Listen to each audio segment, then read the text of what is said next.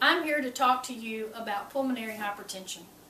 Pulmonary hypertension is a very rare, often fatal lung condition that was diagnosed only on autopsy 20 years ago. Although no cure has been found for pulmonary hypertension, great strides in research have been accomplished. Oftentimes it's misdiagnosed, and so this is a condition that both patients and doctors need to be made aware of. According to my personal research for the past 12 years, it's my desire to spread awareness of this condition. Pulmonary hypertension is a very rare, incurable, oftentimes fatal lung condition that is misdiagnosed often. I want to talk to you about the disease process of PH, the symptoms of PH, and the diagnosis of PH. An increased blood pressure in the lung is the cause of pulmonary hypertension, and it causes changes that affect both the heart and the lungs. According to the National Institutes of Health, the process of this disease begins when there is an injury to the lung tissue.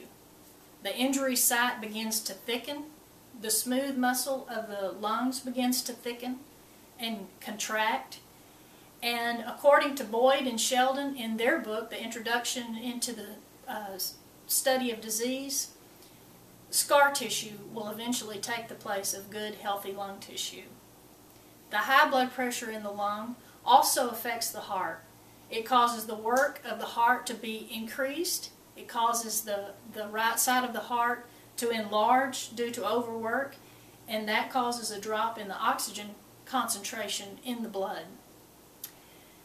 Pulmonary hypertension affects many organs that cause a myriad of symptoms, the first of which is fatigue. Oftentimes a PH patient will notice just a sense of fatigue that comes from oxygen starvation of the tissues. The muscles are starved of oxygen. The second symptom that PH patients suffer from is shortness of breath, either on exertion or sometimes even at rest. Again, the culprit is a low oxygen concentration in the blood. A third, more ominous symptom of pulmonary hypertension is that of chest pains. According to the website Know Your PH, in an article by Michael J. Parker and David H. Roberts, the mechanism for those chest pains, there's actually two. The first of which is the contraction of the arteries in the lung will cause chest pains, and also the heart tissue itself being starved of oxygen will cause chest pains. Finally, some PH patients suffer from fainting spells. Again, this is low oxygen concentration that affects the brain.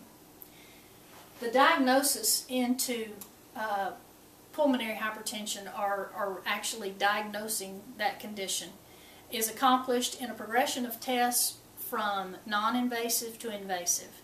The first of which is an EKG, or an electrocardiogram, that will make the doctor aware of an unusual waveform that lets the doctor know that there's a problem with the right side of the heart. It shows an enlargement in that part of the heart. According to Boyd and Sheldon, the second test that is used is an echocardiogram, or ultrasound of the heart, and this is it gives an estimation of the pressure in the right atrium of the heart, and that estimation gives them an idea of whether the pressure in the lungs is elevated or not.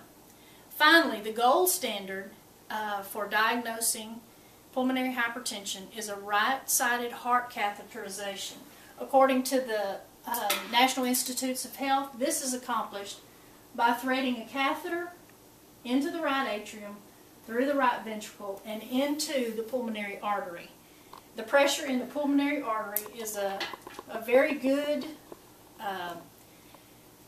example or reading of the pressure in the lung itself. And again, this will diagnose definitively pulmonary hypertension. As you can see, PH is a very serious condition. It's incurable, it's oftentimes fatal, it's rare, And this process in this disease causes issues with several organs that in turn create symptoms that should make both patient and doctor understand that pulmonary hypertension has to be ruled out in that case. Pulmonary hypertension is a subject that is very near to my heart, literally. 13 years ago, I was diagnosed with pulmonary hypertension.